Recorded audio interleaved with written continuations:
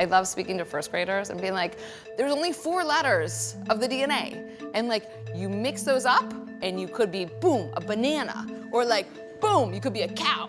Or boom, you could be you. It's an enthusiastic message from one of Silicon Valley's most unusual CEOs. And so for me, like, there's this passion and this enthusiasm in the company. Your DNA is so cool. Her name is Anne Wojcicki, and the company she co-founded is 23andMe, one of the most successful and controversial in the home DNA testing business. You said you have 10 million customers?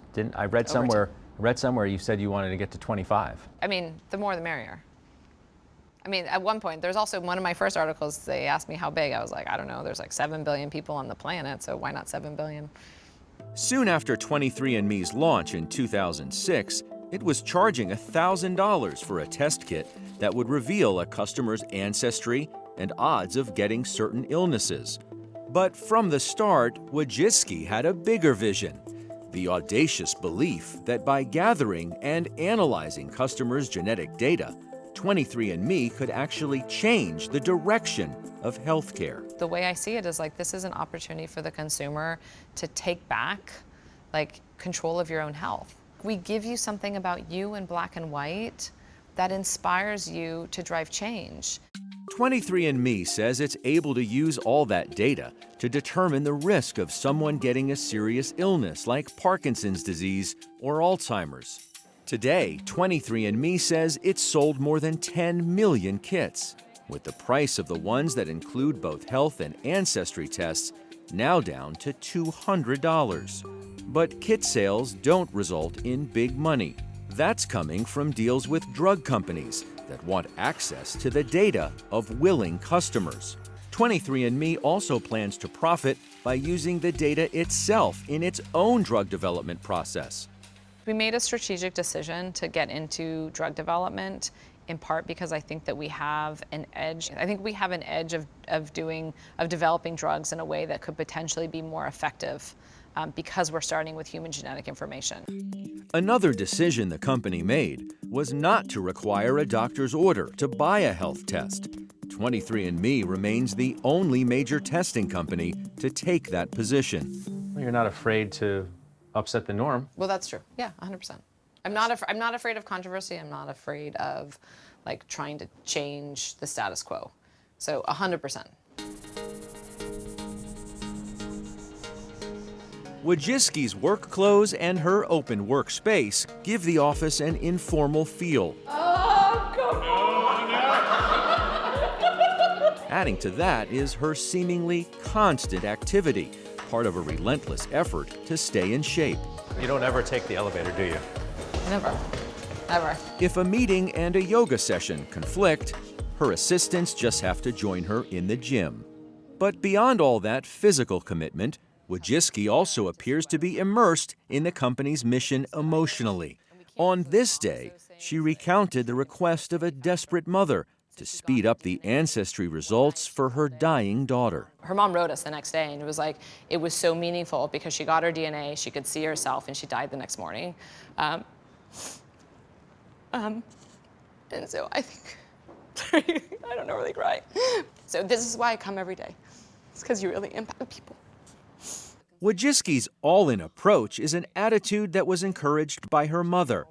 Esther Wojcicki is a popular journalism teacher in Palo Alto. The number one thing I'm trying to do for my students and for my children is to believe in your own ideas. You said we were all super comfortable in controversy. What does that mean? We like to argue. You learn in the process of arguing. Like if everyone agreed, like what would you talk about at dinner? It would be so boring. Yeah. Achievement seems to run in the family DNA. Anne's sister, Susan, is the CEO of YouTube, and sister Janet is a professor of pediatrics.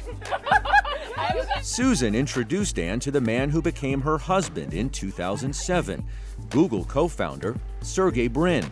Soon after the wedding, Google invested almost $4 million in 23andMe. It was such an exciting time because we were just at this inflection point of like incredible growth. But in 2013, her fortunes changed. Wojcicki and Bryn separated after 6 years and 2 children.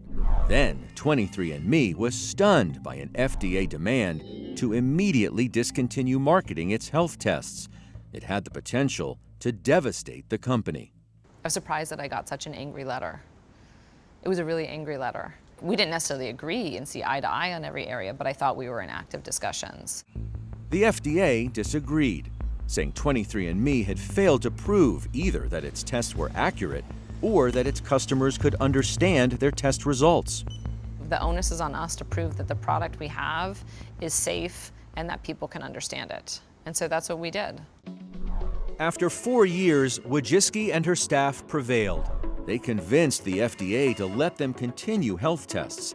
The number of new customers had sunk by half, but the crisis was over. I always tell people, you don't get into healthcare if you think you're going to make a quick buck. Like, if you want to drive a change, you better put your running shoes on. Why do you think I wear shorts and a t-shirt every day? Like, because I'm in for the marathon. That's a metaphor for the long game that you're playing? It is. Her long run has certainly looked different in recent years.